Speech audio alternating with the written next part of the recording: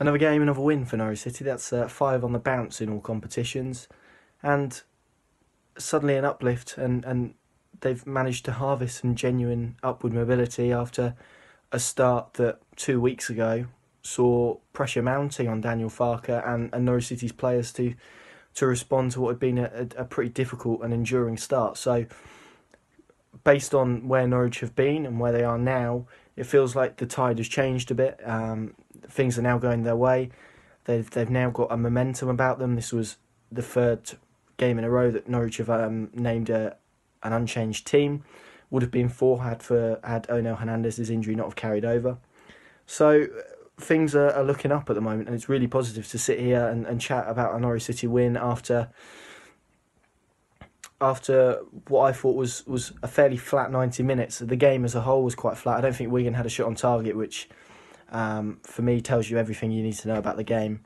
They set up quite organised. They were wary of Norwich's form and Norwich's momentum, and for the first 60 minutes I thought were really good value for what they were doing. They had Norwich's number in terms of nullifying their threat. I thought they didn't allow Norwich to play.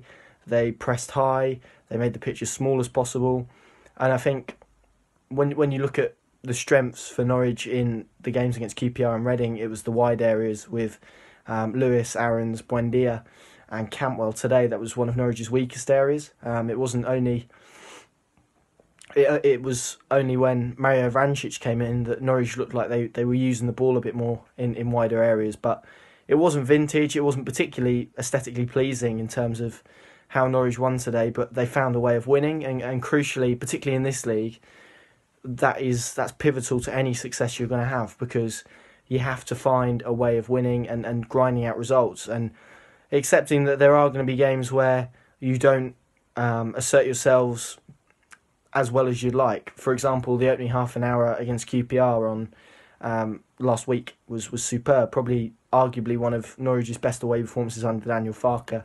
They come here today, they're meeting a Wigan side with energy, who pressed high, who kept Norwich in their own half, and they struggled, I thought, particularly Jamal Lewis and Max Aarons. Obviously, we saw Aarons get replaced in the second half, but I thought those two, obviously, were playing their 4th game in 2 weeks, mentally looked a bit fatigued today, and I think that was typified when Aarons got caught in possession inside his own box, and Jamal Lewis was also a bit loose at times in terms of possession. But that's what you're going to get with young players. You're going to get inconsistency. As I say, it's about having a team that can carry them, that can carry young players. Norwich have that team now.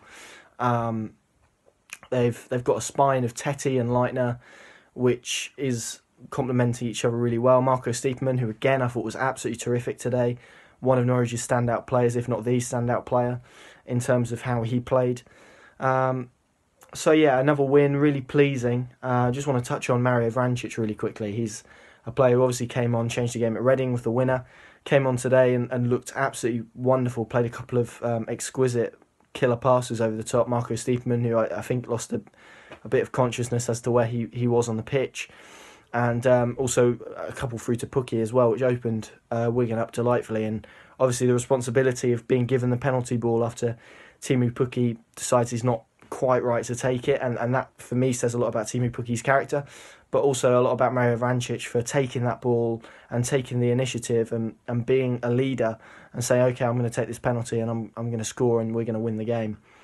So it wasn't, as I say, it wasn't pleasing, it wasn't aesthetic. There was much there that needs to be improved. Norwich lacked tempo, they lacked rhythm, lacked really a plan B for the majority of the game, but they found a way of winning. And I think if I look back to even a couple of weeks ago, I think Norwich draw that game, or last season Norwich draw that game, it was very reminiscent at times to the 0-0s we saw last year at home, Burton Albion, for example. So Norwich found a way, and crucially, good teams keep on winning, and Norwich are up to 5th now. They've got serious momentum, and I think there's a saying in the Championship that after 10 games you get a rough perspective of where you're going to be come May.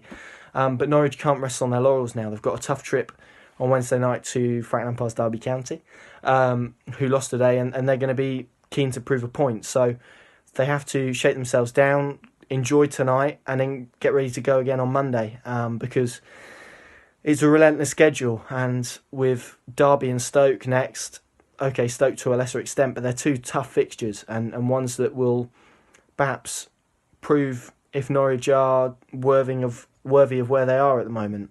So a big week, as the league is. It's relentless, it's unforgiving, and Norwich need now to keep this momentum and just to keep playing with clarity and keep finding ways to win football matches, essentially. So yeah, pleasing, up to 5th, 3 points off the top. Careful not to get a nosebleed. For my full written analysis, TalkNorwichCity.com in the morning.